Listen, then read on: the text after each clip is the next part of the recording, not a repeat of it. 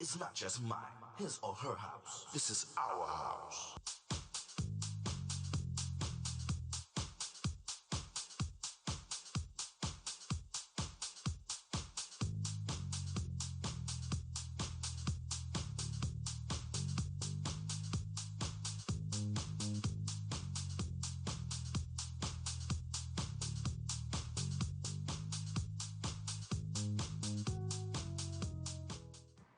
Hello, everyone. My name is Tyrone Lowe. This is my show, The Legends, and I want to thank everybody all over the world that shows me love and subscribes to my show. In the House of the Legends, I have a recording artist, and we actually met today for the first time, but she is so filled with life. I give you Lynn Lockamy. What's going on, Hey, Lynn? how are you? Welcome to the show, The Legends. Thank you. So, I want to ask you, in the beginning, how did you actually get into singing? Oh, this is going to sound very typical. Okay. Um, Church, All right. gospel music, gospel choir.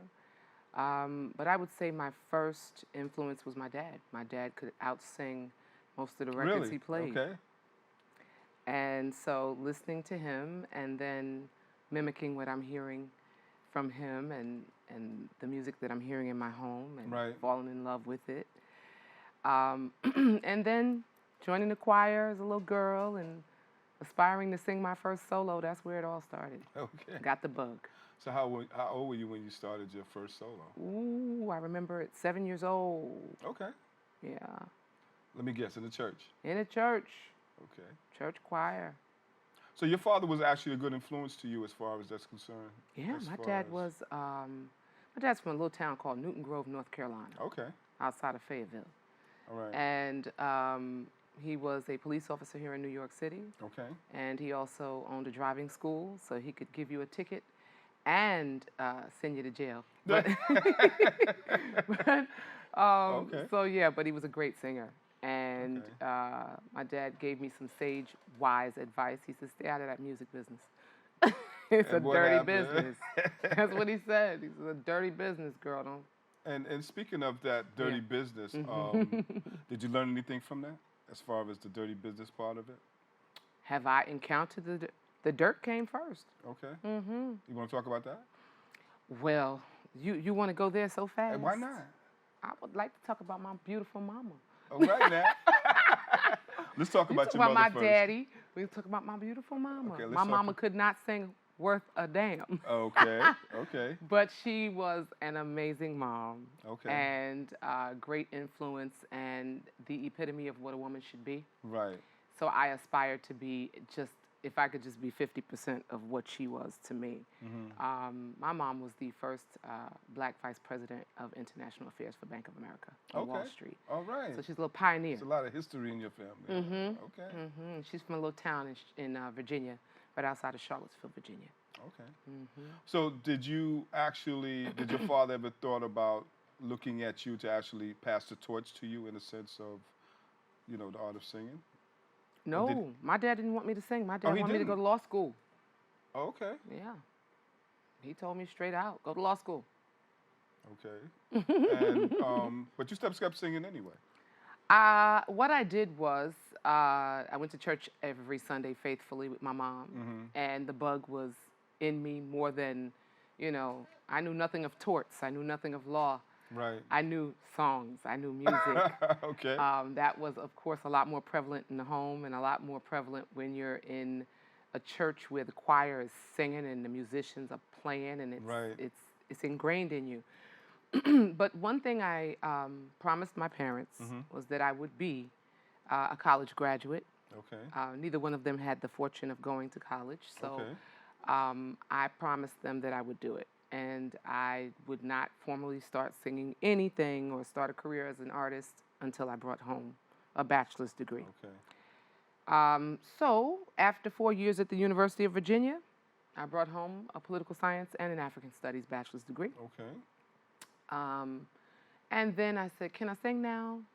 But I did take the LSAT Okay. for law school and all that great stuff. But my heart was in music. And my Okay. mom said, follow your heart. See what happens. And you did. And I did. Okay. And I did. When you first actually started recording, what was the first song you ever recorded? Mm. The very first song I ever recorded, it's a good question. Um, well, oddly enough, um, there's a group named 95 North Productions. Okay. And I would have to say that was my first formal recording. Okay. So, hello, Richard Payton, Doug Smith. They also attended the University of Virginia. Okay. And some years before me, and they came back looking for a singer. And they had written these songs that they wanted recorded. And I ended up being the recording artist for their songs. Love So Strong and Hanging On, those two songs. And so they would come pick me up from Charlottesville off the mountain and drive me down to Silver Spring, Maryland, record in the basement. And so that's my first formal recording. You sing different types of music. Can you express that to the audience about what you do? Well, you know, house music was something that I came to late, and the music, and it's, I think this is the truth of anybody that came out of gospel music and out of the choir. It kind of morphs into R&B and blues and jazz, and so that was what I was exposed to first. Right. So the people who influenced me in music were like the Mavis Staples, the Aretha Franklins, the Candy That type of Statons, era, the Otis Reddings, Jackie Wilsons, the Temps, the Four Tops. Right. The list goes on, but also in there was your Shirley Caesar. Okay. The gospel artist. Right. And so these were singers who sang with intention and purpose and meaning and emotion. Right. And because they did, you felt what they felt, right? And so I learned from them that the importance of what you do as a singer is to interpret the lyric. Right. And make people feel whatever emotion is supposed to be attached to that lyric. And I would say my training ground was the church. There's a lot of emotion in gospel music, faith and hurt and resilience and being able to pick yourself up, when you're falling down and have faith that, tomorrow will be a better day, and hope, and being able to convey that to an audience of people who want to hear that and want to know that they can hang their hat on a tomorrow and the future, and that today is not the sum total of their life. Okay. And how long did it take you to actually relate to some type of identification for yourself? How could I say, how did you find your identity in music? How long did it actually take you to actually say, well, I'm there where I want to be, so I feel that, well, I'm just saying in a sense, I'm there where I want to be, but I want more. I want to uplift my characteristics more, to give me more self-satisfaction for myself. I think that most artists identify with the artists of their day, right? We pick somebody, or we see somebody that we feel we relate to, and then we think, I want to be like that. Right. So for me, my artist was Whitney.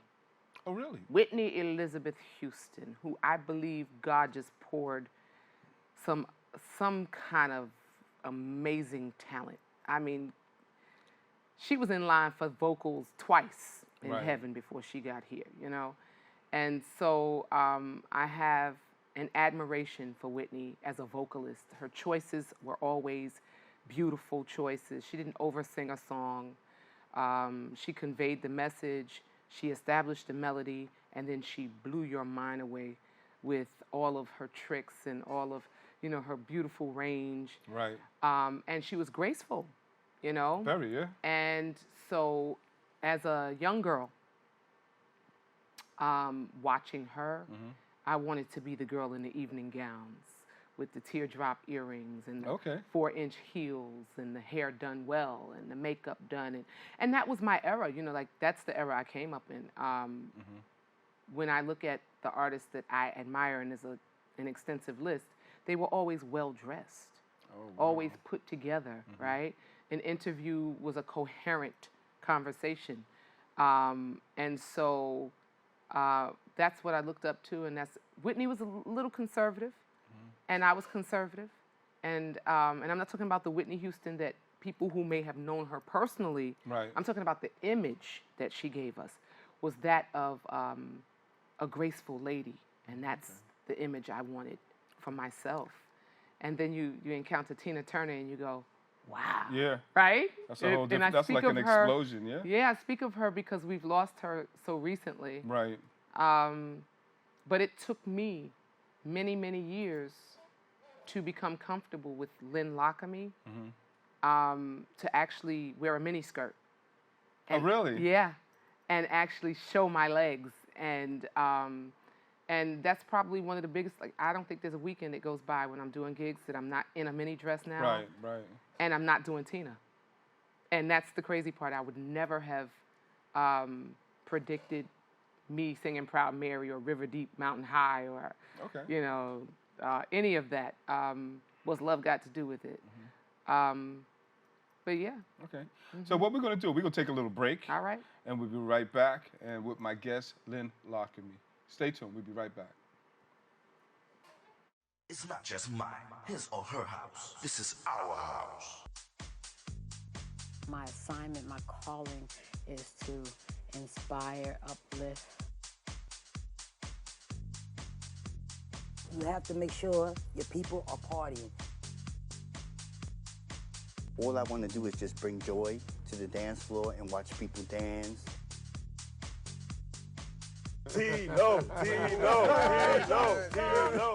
And we're back. My name is Tyrone Lowe. This is my show, The Legends. And my guest is Lynn Lockamy. Lynn, what's going on, girl? Nothing much. So we were talking about some of the things that you was actually, in the beginning for you to actually rise up the way that you are right now. And so, you know, due to the fact that you sing different types of music, Yes, sir. what is your strongest type? What moves you? What gravitates you? What makes you want to give out more energy? Is it the R&B, the pop, the house, you know, opera, you know? Gospel first. Okay.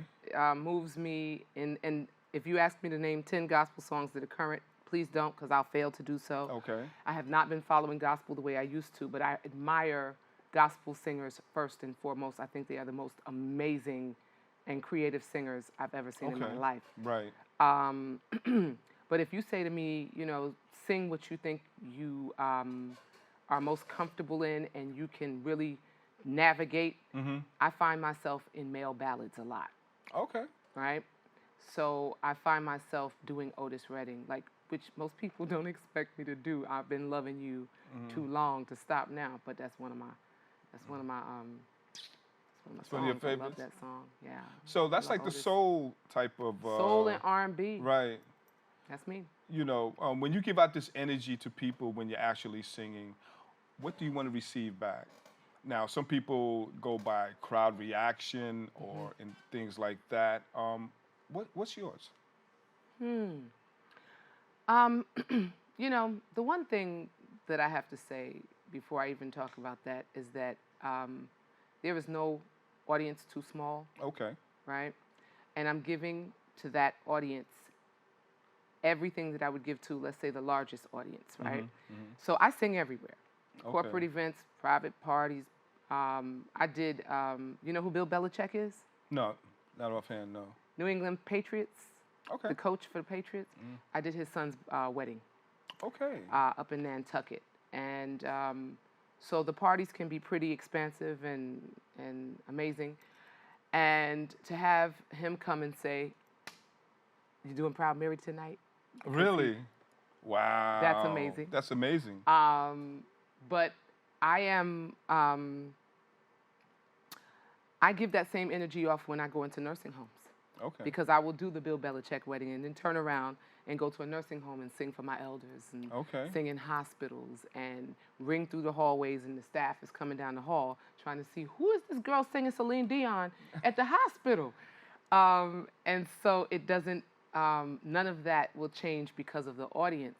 What I love is to see the raised eyebrows and to see people who, in some cases, especially in nursing homes and hospitals, are listless or just not feeling well today.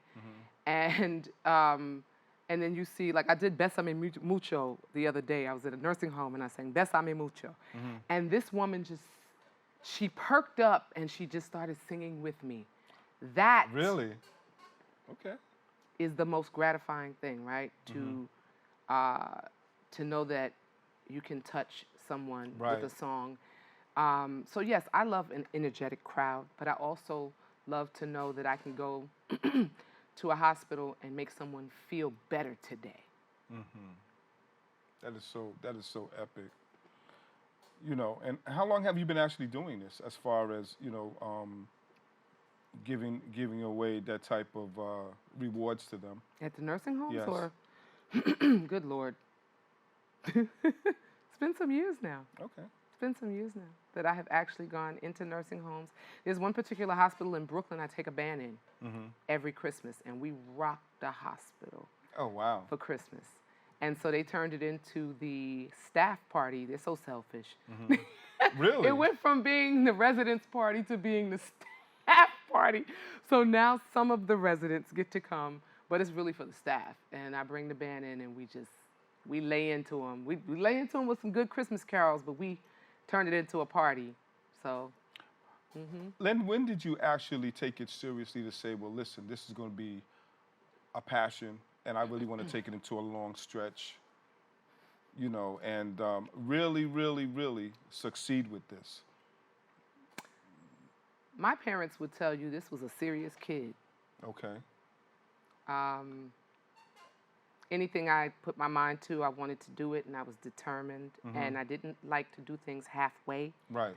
And I had two very disciplined Virgo parents who believed you finish what you start. So I could never leave something unfinished, right? I got to high school. I went to Lutheran school from kindergarten to 8th grade, get to Catholic school, and I didn't like the music. Really? Okay. And so what I did was I asked if I could start a gospel choir in the Catholic school. And they let me do it. They did? Oh, okay.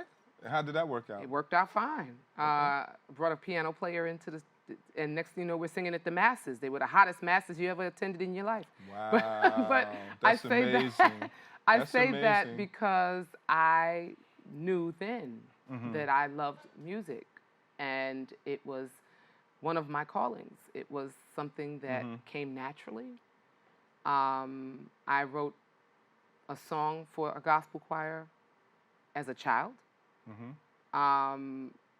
Didn't realize it was a big deal, or it was something. We just sang the song at other people's churches, and they were like, "Whose song is that? That's a good song." Okay. Oh, Diva Lynn Lockamy wrote it, you know, that type of thing.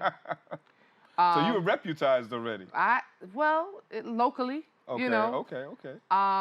And so I knew then I wanted to be I wanted to be a singer, and finished UVA, came home to New York. Still, that's what I wanted to do, but it didn't pay the bills, you know, as an unknown artist. Right. So my first job was the adjunct professor at a university, not a university, but a junior college, and I would sing on the weekends, and I was leading two different lives. I was the teacher that lectured you Monday through Friday, and on Friday night, Saturday, and Sunday, I'd be singing somewhere. Okay. Shaking a tail feather, you know, that type of thing. But very disciplined about what I wanted. And I think in some ways I sacrificed some things in terms of settling down and marrying and having children and all of that. Well, that's a basic fundamental of life. And no, most people pause for family, though, to have a family. But you know what? We'll be right back. And stay tuned. We'll be right back. Okay? For the love of house. The dynamic soul sound of For the love of DJ dance. Tyrone Lowe.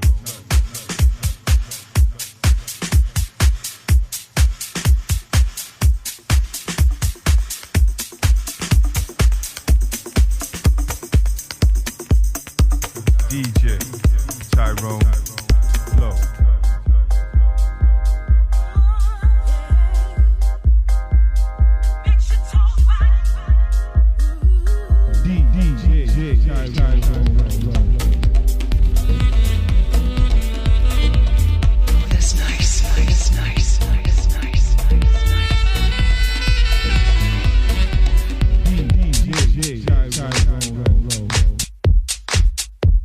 dynamic soul sounds of DJ Tyrone Lowe.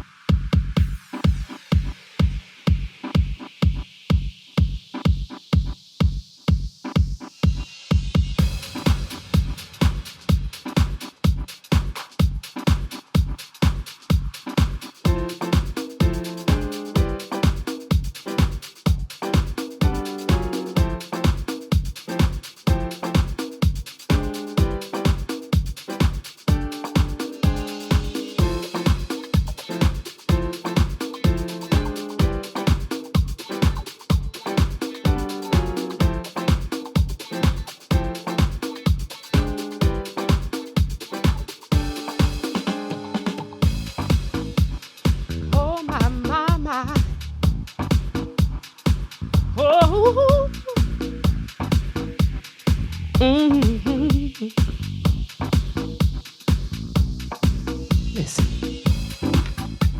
you took away my fear and you took away my pain. You made me smile again, and I'll never be the same. I didn't see you coming. I don't know when you arrived. You made a place for yourself. You took control of my life. You made me oh so happy, if only for a while. Just like you've come, you've gone, and I sit wondering why. How could you arrest me with your love? Possess me with your love? Detest me with your love? And release me like a dove? Arrest me with your love? Possess me with your love? Detest me with your love? And release me like a dove? It was a hostile takeover. It was an unforeseen merger. And now that you're gone, I feel all alone. It was a hostile takeover. It was an unforeseen merger. And now that you're gone, I feel all alone. So how did you get here, boy? At the center of my life. When did you appear? You took me like a thief in the night. You became all I needed, and you supplied all my wants. So yes, I conceded. Now you're my thoughts. See, now you've tried to change me. Now you try to change my thoughts, and I sit in disbelief, boy, and how all has gone wrong. And oh, how could you arrest me with your love? Possess me with your love? Detest me with your love? And release me like a dove? It was arrest me with your love? Possess me with your love? Detest me with your love? And release me like a dove? It was a hostile takeover. It was an unforeseen merger. And now that you're gone, I feel all alone. Oh, a hostile takeover. It was an unforeseen merger. And now that you're gone, I feel all alone. Arrest me with your love. Possess me with your love. Detest me with your love. and release me like a dove. It was a hostile takeover, an unforeseen merger. And now that you're gone, I feel all alone, boy. It was a hostile takeover. It was an unforeseen merger. And now that you're gone, I feel all alone. It was a hostile takeover, an unforeseen merger. And now that you're gone, I feel all alone, boy. It was a hostile takeover. It was an unforeseen merger. And now that you're gone, I feel all alone. Hostile takeover. It was an unforeseen merger. And now that you're gone, I feel all alone. All alone. All alone.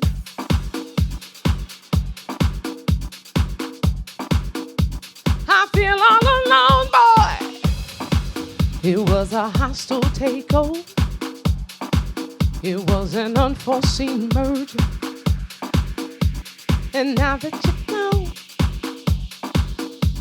I feel all alone. Hostile takeover. It was an unforeseen merger. And now that you're gone, I feel all alone. It's not just mine, his or her house. This is our house.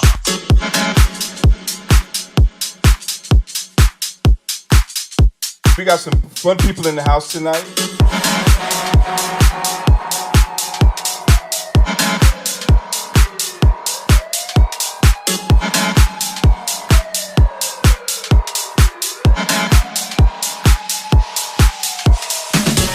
This is our house. For the love of house. The dynamic soul sounds of For the love DJ of Tyrone Lowe.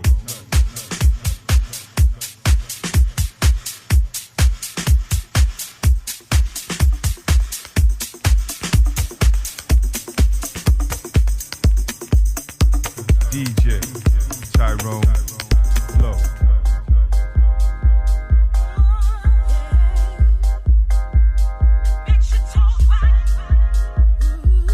DJ Tyrone Lowe. That's nice.